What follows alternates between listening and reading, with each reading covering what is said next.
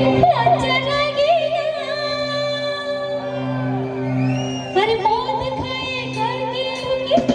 रात 12টা চুপ দে না চিল্লাস না মাথা যে ঘুরাই আর সব সময় গেজের গেজের ভালো লাগে নাই মদ খাচ্ছি খাবো তোর বাপের খাই নাই আচ্ছা তুই মদ আমি মদ খাচ্ছি খাবো তোর বাপের খাই না বলছি মদ খাবো তোর বাপের কি তো খাবো না